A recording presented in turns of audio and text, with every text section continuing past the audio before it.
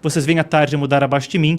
E, para quem tem aquela memória de lá atrás, quando havia as guerrilhas na Colômbia, que tem origem no Movimento Comunista Internacional, FARC, as Forças Armadas Revolucionárias da Colômbia, ELN, o Exército de Libertação Nacional, elas voltam a estar nas manchetes. E eu começo a passar com vocês pela notícia com as seguintes imagens. Vocês veem ao meu lado isso, que era um símbolo do acordo de paz que aconteceu na Colômbia em 2016 quanto às FARC. Naquela época, um conflito se estendia por mais de meio século. Já se passavam de centenas de milhares de vidas perdidas. E foi encontrada uma pacificação no país. Era um acordo que, enquanto sofreu sim críticas de muitos lados, a principal delas é que dava às FARC, que uma guerrilha de origem comunista, um poder político, cargos, parlamento, etc. E legitimava esse poder sem necessariamente que ele passasse por eleições. Ainda assim, era visto como um passo rumo à pacificação do país. Vocês veem agora uma outra imagem. Essa é do Departamento de Justiça dos Estados Unidos, uma das organizações pertinentes, claro, na matéria anterior que a gente discutia também. E ela retrata Nicolás Maduro Moros, ele mesmo, o próprio ditador venezuelano, junto de outros 14 oficiais, como membros de uma conspiração narcoterrorista para, nas palavras do próprio Departamento de Justiça, inundar os Estados Unidos com cocaína, junto, veja só, de facções ainda nativas das FARC, pois enquanto a guerrilha como um todo teria se desmobilizado, muitas facções continuam ativas. Bom, pois muito bem, é aí que a gente chega no momento presente.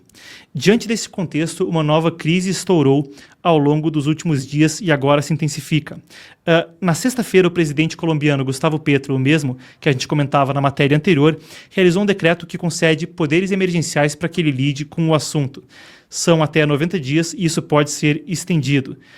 Na tela a gente tem uma publicação de hoje, temos então aqui na tela uma publicação de hoje, na qual ele fala a respeito da situação de Catatumbo, região na fronteira com a Venezuela. Fala de uma reunião de todo o gabinete para expedir os decretos de comoção interior, como se chama na Colômbia, então, o procedimento que dá a ele poderes extraordinários. É a primeira vez em mais de uma década que isso acontece, apesar dos poderes se resumirem a uma região fronteiriça. Ali é um estado chamado Norte de Santander, na Colômbia, onde fica então essa região de Catatumbo, bem na fronteira com a Venezuela. E aqui ele traz alguns dos números, isso também publicado na rede dele, é um documento oficial do governo da Colômbia, onde se vê os números catastróficos da crise que ocorre no país ao longo de pouco menos de 2 semanas. Os números estão pequenos na tela, mas eu passo por eles com vocês.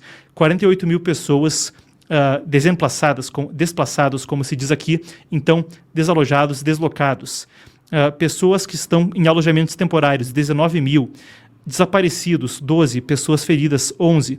Pessoas que acabaram morrendo em meio ao fogo cruzado das guerrilhas ou assassinados diretamente por membros delas, são 41. Os números são alarmantes, conforme a coisa reaquece. Mas o que então, afinal de contas, é o que acontece? Bom, essa região de Catatumbo é tradicionalmente dominada por uma outra guerrilha, também de origem comunista, o ELN, o Exército de Libertação Nacional. Ela que, desde 1962, está na ativa, é considerada a guerrilha mais antiga em atividade no mundo. Ao que me consta, de fato, é a mais antiga em atividade no mundo. Tradicionalmente, esse grupo domina, então, a região tensionada agora de Catatumbo, onde a violência ocorre. Segundo reportagens, o que teria acontecido foi o seguinte. O ELN teria alvejado civis na região, acusando eles de cooperar com dissidências ainda na ativa das FARC. A partir daí, a crise escalou, trocas de acusações evoluem para trocas de tiros, e se instaura a crise que atualmente ocorre. Ela respinga para a fronteira com a Venezuela por uma série de motivos. Bom, o primeiro deles, como vocês viram, há registros, segundo o Departamento de Justiça dos Estados Unidos, que realizou o mesmo indiciamento do líder venezuelano Nicolás Maduro e outros oficiais, de que o regime venezuelano tenha ele próprio transformado-se numa espécie de quadrilha que escoa drogas. E isso ocorre em cooperação, segundo a alegação, com as FARC, com as dissidências ainda na ativa. Então, claro que esse trânsito fronteiriço é muito significativo também por essa razão. Além disso, algumas das pessoas, a gente falava de dezenas de milhares, que estão desalojadas, deslocadas, algumas delas podem ter atravessado a fronteira com a Venezuela em busca de refúgio da violência. Ainda a rota entre os dois países onde o conflito ocorre, abarcada pela região, sobre a qual agora a gente noticia, é uma rota-chave para o trânsito de drogas e de contrabando. E, claro, tradicionalmente disputada por facções criminosas que transcendem o ELN. Vale a pena ainda para o registro de que a gente tem aqui a informação, temos então, é a próxima imagem, vocês veem ao meu lado agora.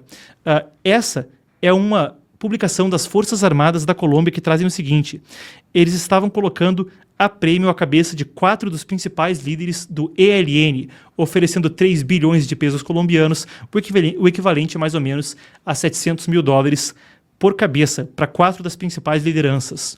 A publicação é tão interessante e tão importante porque reverte a postura que Gustavo Petro, ele próprio, chegou a participar de uma guerrilha também de origem socialista, o M19, uma guerrilha até responsável pelo mais violento atentado terrorista na história da Colômbia em 85, quando a Suprema Corte do país foi invadida, deixando aí atrocidades pelo caminho e executando todos os ministros. Bom, ele próprio, um ex-guerrilheiro, então agora enfrenta desafios em como lidar com a situação.